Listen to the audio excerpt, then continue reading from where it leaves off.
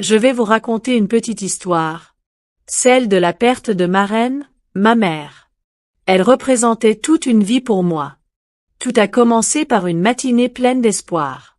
C'était un beau matin, doux et paisible, le genre de jour où tout semble parfait. Le soleil se levait lentement, baignant la maison d'une lumière chaude et réconfortante. Ce jour-là, ma mère, enceinte de 8 mois, se réveilla de bonne heure. Comme à son habitude, elle vint doucement me réveiller, posant délicatement une main sur mon épaule. Sa voix douce mais déterminée résonna dans mes oreilles, marquant un moment que je n'oublierai jamais. « Fatou, je vais à l'hôpital aujourd'hui. Prends bien soin de ta petite sœur et veille sur la maison. » Ces mots me surprirent à peine. Après tout, avec le bébé qui allait bientôt arriver, il était naturel qu'elle se rende à l'hôpital. Je voyais ce jour comme un moment de joie, un tournant dans notre vie. Je lui répondis avec enthousiasme, un sourire éclairant mon visage. « Que Dieu te protège, Néné. » Elle sourit à son tour, un sourire empreint d'amour et de sérénité, avant de se diriger vers la porte. Je l'accompagnai jusqu'à la cour, regardant ses pas s'éloigner avec une confiance totale. Pour moi, tout allait bien. Elle allait à l'hôpital pour donner naissance à un petit frère ou une petite sœur. L'idée seule me remplissait de bonheur et d'excitation. Une fois seule, je me mis à mes tâches habituelles. La maison était calme, et je m'occupais de ma petite sœur comme ma mère me l'avait demandé. Après avoir terminé les travaux ménagers, je pris ma sœur par la main et nous sommes partis pour le marché. Ma mère tenait un petit atelier qu'il fallait gérer en son absence, et elle me faisait confiance pour m'en occuper. C'était une grande responsabilité pour une jeune fille comme moi, mais j'étais fière qu'elle me confie une tâche aussi importante. Vers 10 heures, alors que je surveillais l'atelier, le téléphone sonna. C'était ma mère. Sa voix était douce et apaisante, comme toujours. « Fatou, prends la dépense et va acheter les condiments. Prépare un bon repas pour toi et ta petite sœur. Fais aussi une sauce pour 2 jours, car ton père revient de mission demain, Inch'Allah. » Ces mots simples étaient pleins d'amour et de prévoyance. Elle pensait à tout, même dans ce moment important de sa vie. Je suivis ses instructions avec diligence, déterminée à ne rien oublier. Pour moi, cette journée était spéciale, presque magique.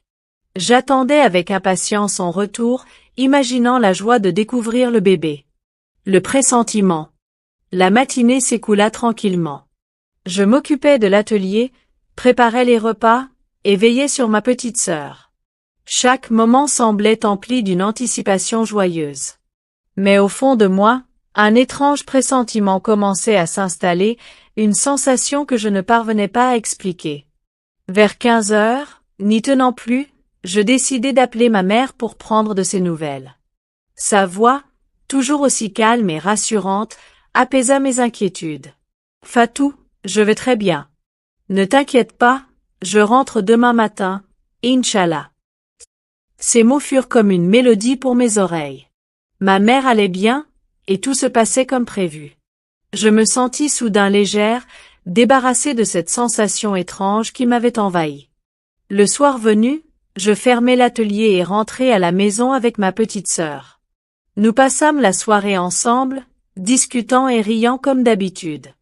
Mais à mesure que la nuit tombait, ce pressentiment refit surface, plus fort cette fois. À minuit, quelqu'un frappa à notre porte. C'était la fille de mon voisin, que nous appelions affectueusement Omo. Ses yeux étaient rouges, gonflés par les larmes. Elle semblait agitée, presque terrifiée. « Fatou, rentre te coucher. » Sa voix tremblait, et son visage portait une douleur inexplicable. Je tentai de comprendre ce qui n'allait pas, mais elle ne répondit pas. Elle détourna le regard, comme si elle portait un fardeau trop lourd à partager. Je me couchai cette nuit-là avec un poids dans le cœur. Mon esprit était troublé, mais je ne pouvais mettre de mots sur cette angoisse qui grandissait en moi. Une vérité insupportable. Le lendemain matin, vers 5 heures, des bruits inhabituels commencèrent à envahir la maison. Des murmures, des pleurs, des voix basses. Je me réveillai en sursaut, encore à moitié endormi. Quelque chose n'allait pas, Je le sentais. Mon Omo entra dans ma chambre. Elle s'assit doucement sur le bord de mon lit et me secoua légèrement l'épaule. Fatou, réveille-toi. Elle m'appela 3 fois avant que je ne réagisse pleinement. Quand je me levai enfin, elle posa une main tremblante sur mon épaule, avec une voix brisée, elle prononça les mots que je redoutais sans le savoir. Fatou, ta mère est partie. Elle ne reviendra plus jamais. Ces mots frappèrent mon cœur comme un coup de tonnerre. Je restai figé, incapable de comprendre. Non. Ce n'est pas possible. Ma mère va très bien. Elle m'a dit qu'elle rentrerait aujourd'hui. Je refusais de croire à cette vérité brutale. Mon esprit cherchait désespérément une explication, un espoir. Mais le silence dans la maison, les larmes des membres de ma famille, tout confirmait ce que je ne voulais pas accepter. Les murs semblaient se refermer sur moi. Je criais, je pleurais, je suppliais Dieu de me réveiller de ce cauchemar. Mais rien ne changea. La réalité était implacable. Le dernier adieu. Le reste de la journée fut flou, comme un mauvais rêve. On me dit que nous devions partir pour Mamou, où l'enterrement aurait lieu. Le trajet, bien qu'il n'ait duré que quelques heures, me sembla interminable. Chaque seconde était un supplice, chaque minute me rapprochait de l'inévitable. Nous arrivâmes à midi. La douleur dans l'air était presque palpable. Peu de temps après, mon père arriva avec le corps de ma mère. Mais il n'était pas seul. Dans ses bras se trouvait un petit être fragile, ma nouvelle petite sœur. Elle était née le jour même où ma mère nous avait quittés. Une vie s'était éteinte, mais une autre avait commencé. Quand le moment vint de voir une dernière fois le visage de ma mère, je me sentis paralysée. Mon Omo m'accompagna jusqu'au cercueil. Mais en m'approchant, mes jambes se dérobèrent sous moi.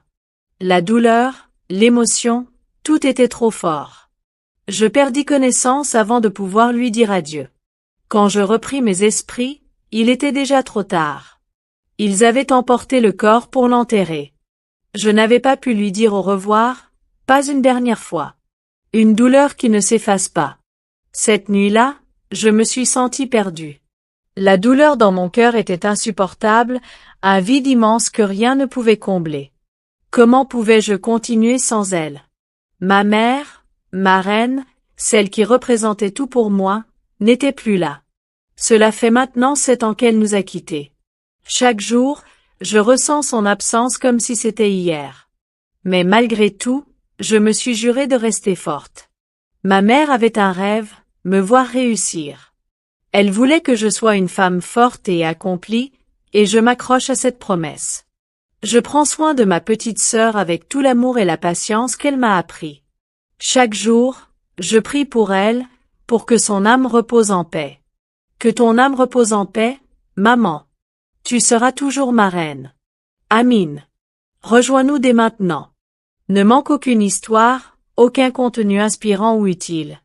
Abonne-toi pour ne rien rater et fais partie de cette belle aventure. Merci pour ton soutien.